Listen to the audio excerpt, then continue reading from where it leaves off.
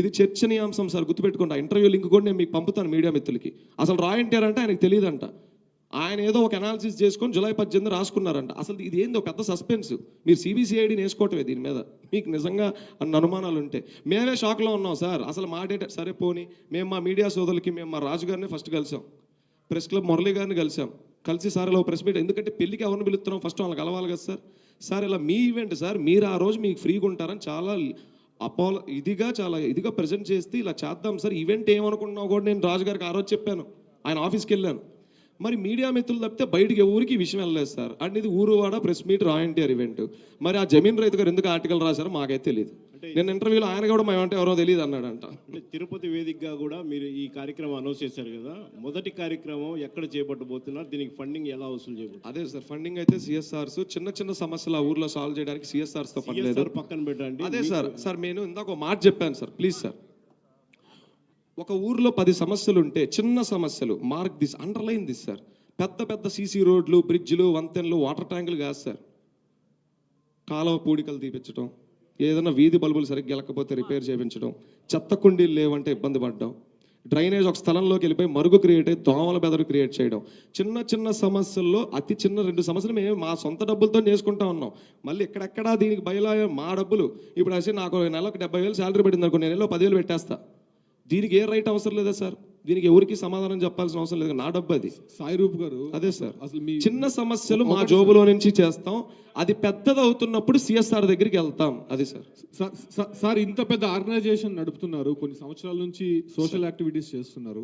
ఏంటి మీ బ్యాక్గ్రౌండ్ ఏంటి, మీ family background ఏంటి, అసలు మీకు ఫైనాన్షియల్ సపోర్ట్ ఎలా వస్తుంది, ఇంత ఖర్చు పెట్టడానికి కారణం ఏంటి? ఇప్పటివరకు మీ టీం ద్వారానే మీరు ఈ యొక్క ఖర్చులన్నీ కూడా పెడుతున్నా అంటున్నారు కదా, ఎక్కడి నుంచి వస్తాం? సార్ నా ఫ్యామిలీ బ్యాక్గ్రౌండ్, మేము సగటు మిడిల్ క్లాస్ ఫ్యామిలీ. కాకపోతే మా తాతగారు ఒకప్పుడు ఆయన ఊరిలో మంచి ఇది, ఆయన ఒక సర్పంచ్ భూస్వామి.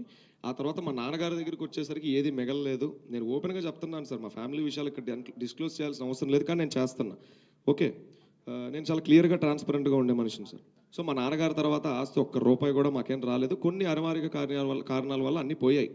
ఇవాళ నాకు జీవనోపాధి, నాకు కూడు పెట్టేది, నాకు అన్నం పెట్టేది నా ఉద్యోగం సార్.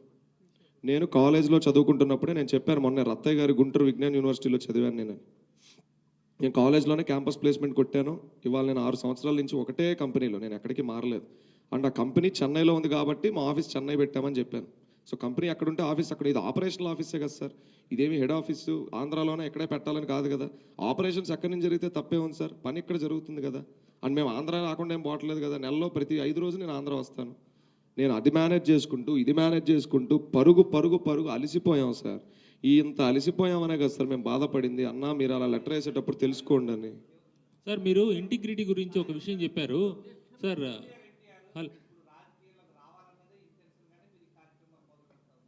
మొదటిది, ఆయన ప్రజెంట్ ఒక సూపర్ స్టార్, మన కంట్రీలోనే one of the finest actors.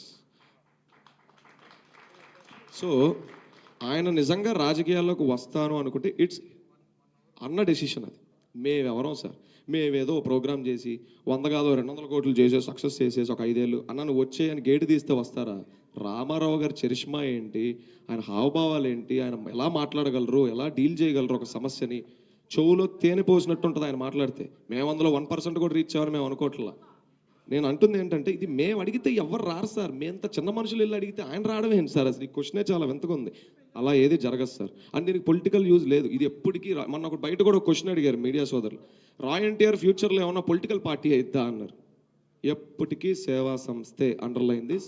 అది నందమూరి తారక రామారావు గారి పేరు మీద నడపడం కోసం నిరంతరం కృషి చేస్తాం. ప్రాణం పోయే వరకు దీనికోసమే ఫైట్ చేస్తాం. మా రామారావు గారే వద్దురా నువ్వు వెళ్ళిపోరా అంటే, బాయ్ అన్న నమస్తే, ఒక హగ్ ఇవ్వు, ఉంటాను, నా ఉద్యోగం నేను చేసుకుంటాను. ఈ 7 ఏళ్ళు నాకు మంచి ఎక్స్పీరియన్స్ దొరికింది. ఎంతోమంది వాలంటీర్స్ ఫ్రెండ్స్ అయ్యారు, ఎంతో కష్టపడ్డాం, ఎన్నో తెలుసుకున్నాను. నా వయసుకు మించి నేను కొన్ని చూశానని నేను నమ్ముతున్నాను. ఊరూరు తిరిగినప్పుడు ఎన్నో బాధలు విన్నాను. మీరు నమ్మరన్నా, ఒక్కొక్క ఊరికి వెళ్తున్నప్పుడు ఒక్కొక్క ఫ్యాన్ ఎంత కోల్పోయాడు తన జీవితంలో, తను ఎన్ని పెట్టుకున్నాడు. మీరన్న ఈ so call fans association presidents వాళ్ళని ఎంతమంది లైన్లో అయితే తెస్తున్నారు మీకు తెలుసా? ఎవరిని తేరు.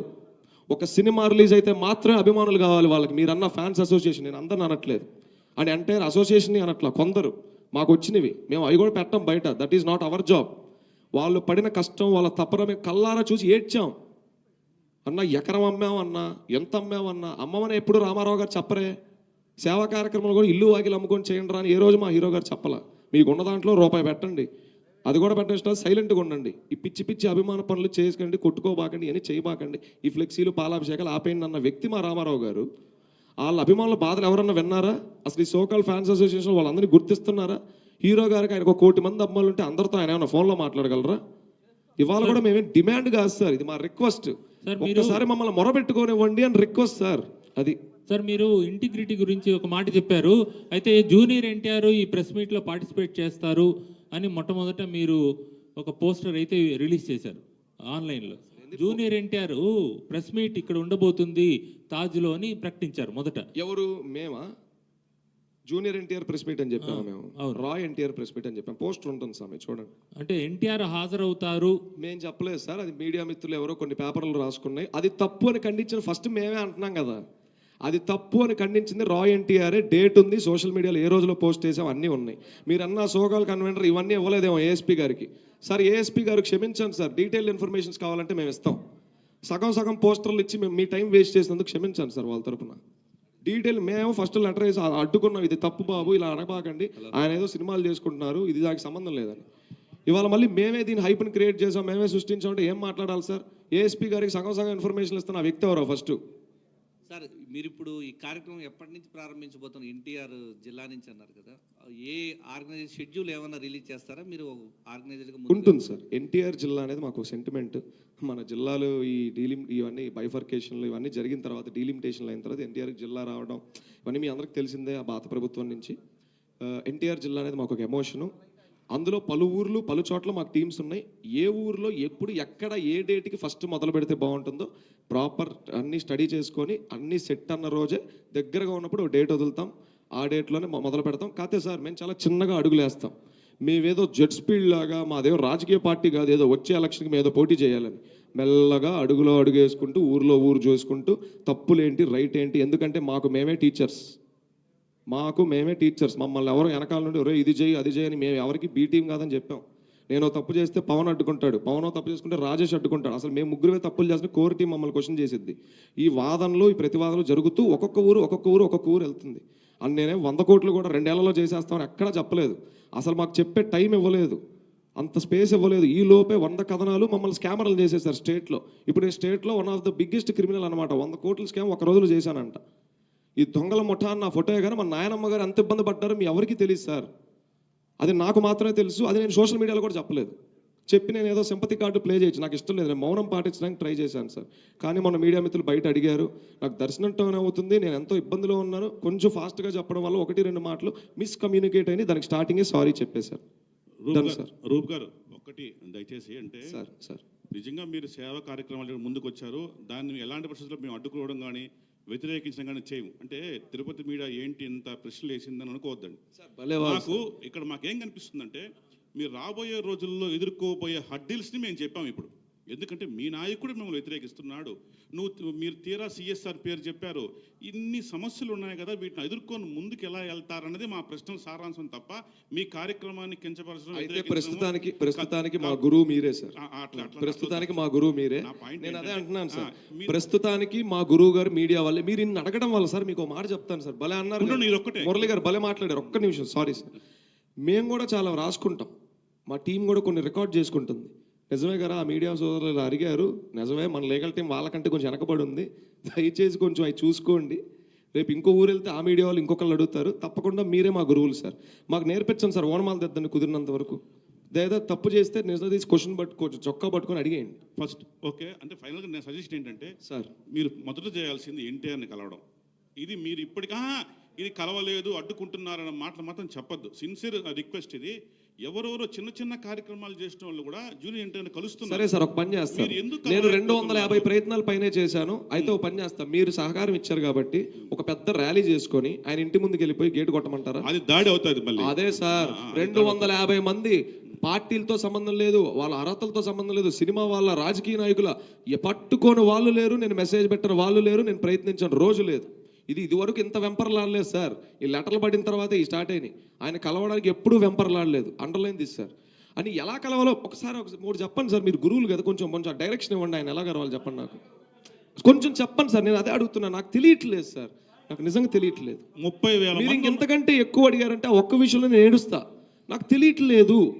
సార్ హలో సార్ సాయిరూప్ గారు హలో హలో సార్ ఇట్లా ఒక్క నిమిషం.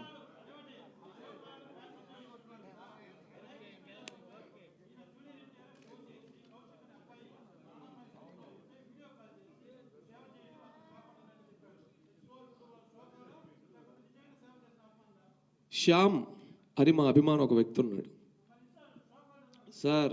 సోకాల్డ్ అంటే సోకాల్డే కదా సార్, నేనేమన్నాను? అదే సార్ చెప్తున్నాను. అవును సార్, మా దగ్గర హీరో నెంబర్ ఉంటే మేము కూడా వీడియో కాల్ చేసేవాళ్ళం సార్ హీరో గారు. అదే కదా సార్ నేను అంటుంది. మేమేమంటున్నాం అంటే సరే అక్కడే మాట్లాడుకుందాం, అక్కడికే వస్తాను. శ్యామ్ మ్యాటర్ మీ అందరికీ తెలుసు. 2023 జూన్ 27 శ్యామ్ అనే ఒక ఎన్టీఆర్ అభిమాని చనిపోయాడు. ఆయన చావు రాష్ట్రం కాదు దేశం మొత్తం ట్రెండింగ్ అయింది.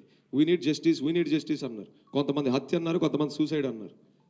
ప్రభుత్వాలు గవర్నమెంట్స్ కూడా ఫైట్ చేసినాయి అలా ఎలా అని. అందరూ ఇంత చేస్తున్న టైంలో మేము ఒక్కలమే చేసిన ఒక యూనిక్ థింగ్ ఏంటో తెలుసా? ఒక లెటర్ వదిలి శ్యామ్ చెల్లెల బాధ్యత మాది. ఎందుకంటే ఆయన ఆ అబ్బాయికి ఒక కుటుంబం ఉంది. ఒకప్పుడు మా తిరుపతి ఇన్ఛార్జ్ కింద కూడా ఒక వాలంటీర్గా పనిచేశాడు శ్యామ్. నేను 1-2 సార్లు శ్యామ్ని కలిశాను.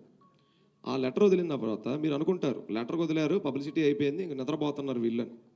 మేము మొన్న నెల క్రితం కలిసాం వాళ్ళని, ప్రూఫ్ ఉంది. ఆ అమ్మాయిని, అమ్మ నీకు పెళ్లి